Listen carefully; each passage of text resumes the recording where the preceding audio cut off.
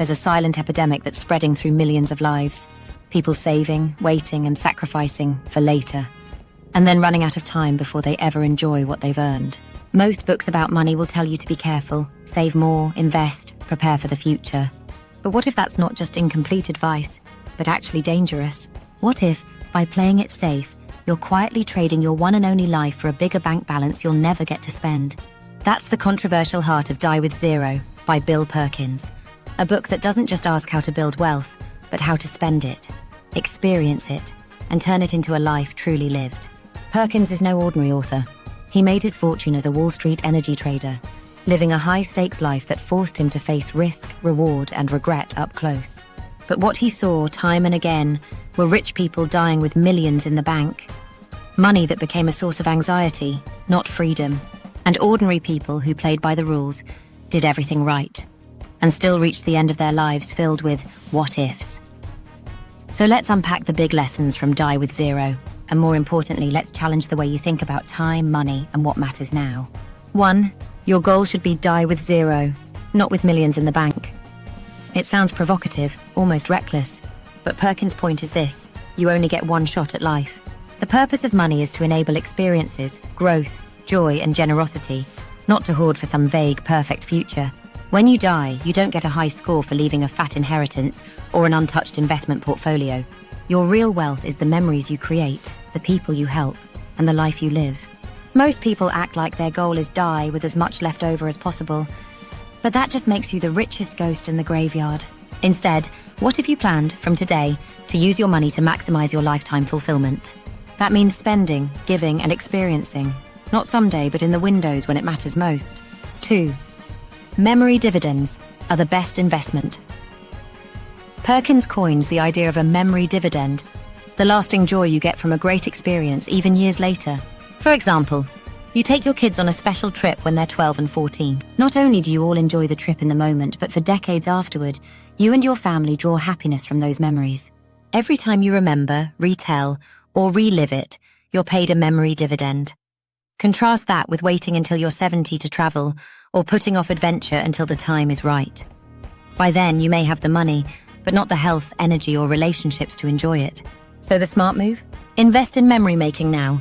Not when you're old, but when you, your friends, and your family are at your most alive. Experiences appreciate in value, stuff loses its shine. 3. Timing is everything. Some experiences have an expiry date. Here's a hard truth. Not every dream fits in every decade. A backpacking trip through Asia at 22 is fundamentally different than the same trip at 52. Running a marathon, dancing all night, hiking a mountain, even raising a family. These have windows in life when they're possible, and those windows close. Many people act like all experiences can be saved for later. Perkins argues you should schedule your bucket list according to life stage, energy, and what's possible for you right now. Ask yourself, what experiences are only possible in this season of life? If you're 35 with young kids, you only get a handful of summers when they want to build sandcastles with you. If you're single and healthy at 25, your window for carefree adventures is now, not at 60. Don't just save for retirement. Save for the moments that are now or never. 4. Don't oversave just in case. Most people overestimate the safety of having more money and underestimate the risk of missing life. Perkins calls out the just-in-case mindset. We put off spending, put off joy, put off generosity, always assuming more money is more safety. But the reality, there's always another risk. There's always another reason to wait. And the end result is that most people die with way more money than they need, money they never get to enjoy. Instead, Perkins recommends planning for enough, factoring in real risks, basic needs, and a modest buffer, but not so much that you die with a fortune unspent. The scariest scenario isn't running out of money. It's running out of time, health, and opportunity, while your bank account keeps growing. 5. Give money and help when it matters most, not when you're gone. We love the idea of leaving a big inheritance or making a massive donation in our will, but Perkins points out, by the time you do that, the people you care about might need it a lot less, or not be around at all. Think about it. Would you rather help your kids buy their first house when they're 28, or give them a windfall when they're 58? Would you rather help your parents travel while they're healthy, or leave them money when they're too old to go anywhere? The same goes for charity. Most organizations need support now, not decades from now. Your giving makes a bigger difference today than a check written from your estate. Don't let your generosity be a tombstone event. Give while you're here to see it make a difference. 6. Health is your greatest asset. Don't sacrifice it for money. A major trap is sacrificing your best years of health just to accumulate more wealth, then reaching a point where you finally have the money, but not the energy, freedom, or ability to enjoy it. Perkins is clear. Your health, mobility, and energy are perishable. If you delay life until after the big score, you may find your dreams just out of reach. He recommends putting as much focus on health and time as on money. Budget for adventures that make sense for your body now. Take that trip while you're fit, not just when you're free. Invest in health experiences, not just future safety. 7. Don't wait for permission. Design your life intentionally. Most people live by default. Save, work, hope, and wait for a green light that never comes. Perkins flips this. Be intentional. Make a plan for the life you actually want and put it on the calendar. Create a bucket list for the now, not just for someday. Plot your ideal experiences by decade. What do you want to do in your 20s, 30s, 40s, 50s, 60s? Design your life like an architect, not a spectator. And if your plan feels selfish or scary, remember, living well is the most inspiring thing you can do for others. People need examples of how to live, not just warnings about how to die. 8. Balance responsibility with living. Don't ignore one for the other. Perkins isn't saying be reckless, blow your savings, or ignore the future. He's saying most people already err too far on the side of caution. The smart path is a dynamic balance. Yes, you need to pay your bills, protect your family, save for the unexpected. But if all you do is play defense, you'll look up and realize the best of life passed you by. Use tools, retirement calculators, financial planners, even life coaches. Build your minimum safe foundation, then use the rest for what actually matters. 9. Plan your zero, but accept you won't hit it perfectly. Of course, die with zero isn't a literal command. It's a mindset. You won't hit the exact number.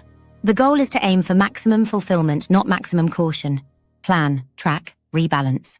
Ask yourself every year, am I trading too much life for too little extra safety? If so, adjust. Spend more on things that make you feel alive. Give more. Try more. Live more. 10. The biggest regret is wasted time, not wasted money.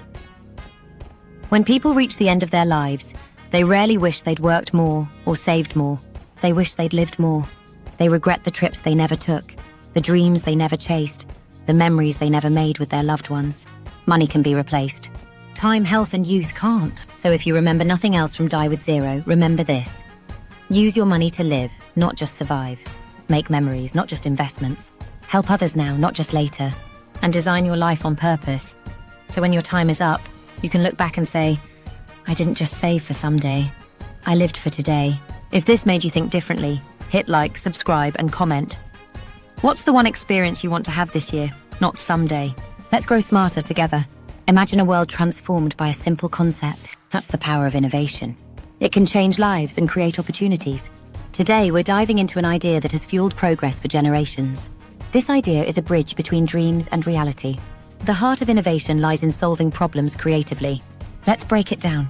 First, identify a challenge. It could be anything from improving communication to simplifying daily tasks. Next, brainstorm solutions. Gather insights from varied perspectives. This diversity sparks creativity. Then create a prototype. This is your idea in action. Testing a prototype reveals what works and what needs improvement. Finally, launch the solution. Share it with the world. Watch it impact lives one step at a time. For example, think about smartphones. They evolved from mere communication devices.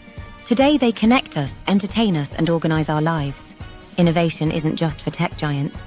It thrives in every community. Suddenly, your idea can inspire others. Remember, each step you take shapes the future. Embrace challenges, think creatively, and share your ideas boldly. So, what's your next step? Start identifying problems around you. Create solutions that spark positive change. Let's innovate together.